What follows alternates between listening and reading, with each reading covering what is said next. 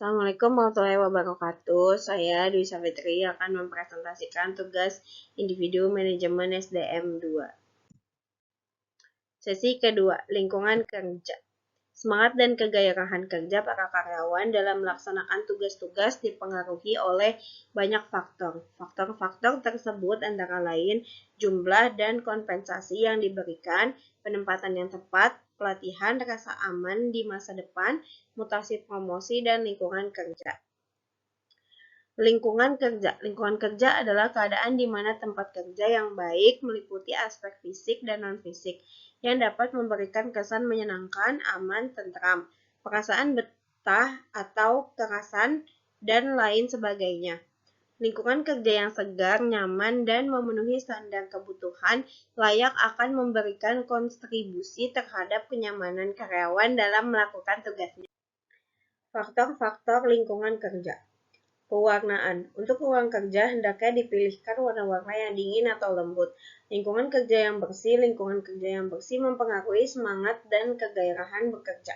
Jaminan terhadap keamanan. Keamanan di sini lebih kepada konstruksi gedung, tempat bekerja. Konstruksi gedung yang sudah tua tanpa adanya perbaikan dapat membahayakan karyawan yang sedang bekerja. Sesi 12. Itu PHK. Istilah pemberhentian sinonim dengan separation, pemisahan atau pemutusan hubungan kerja atau PHK karyawan dari suatu organisasi perusahaan. Fungsi pemberhentian harus mendapat perhatian yang serius dari manajer perusahaan karena telah diatur oleh undang-undang dan memberikan resiko bagi perusahaan maupun untuk karyawan bersangkutan. Pemberhentian harus sesuai dengan Undang-Undang Nomor 13 Tahun 2003 dan seizin P4D atau P4P atau dengan keputusan pengadilan. Perusahaan yang melakukan pemberhentian akan mengalami kerugian karena karyawan yang dilepas membawa biaya penarikan, seleksi, pengembangan, dan proses produksi berhenti. Karyawan yang dilepas akan kehilangan pekerjaan dan tidak dapat memenuhi kebutuhan biologis, sosiologis, ekonomis, dan kejiwaannya.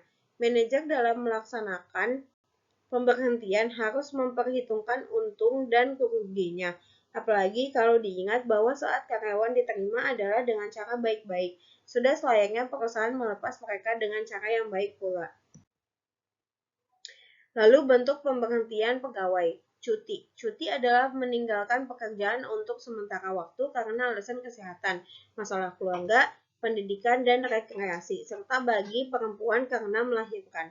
Pengurangan atau pengunduran diri yang dilakukan oleh pihak pekerja atau karyawan bukan dari pihak perusahaan yang sifatnya sukarela dan permanen, serta merupakan kondisi normal yang terjadi dalam perusahaan. Pengurangan adalah cara yang lambat dalam mengurangi karyawan, tapi cara ini yang paling sedikit menimbulkan masalah.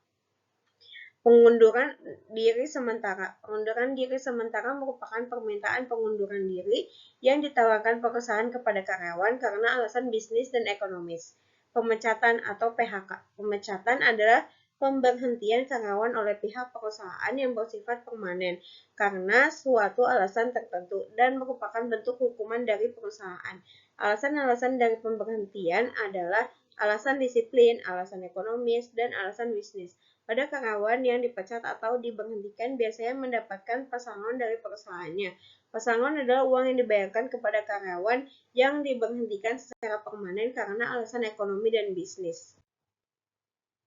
Jenis-jenis pemberhentian karyawan. Pensiun. Pensiun adalah pemberhentian karyawan atas keinginan perusahaan, undang-undang ataupun keinginan karyawan sendiri. Keinginan perusahaan mempensiunkan karyawan karena produktivitas kerjanya rendah sebagai akibat usia lanjut, cacat fisik, kecelakaan dalam melaksanakan pekerjaan, dan sebagainya. Undang-undang mempensiunkan karyawan telah mencapai batas usia dan masa kerja tertentu, misalnya usia 56 tahun dan minimum masa kerja 15 tahun.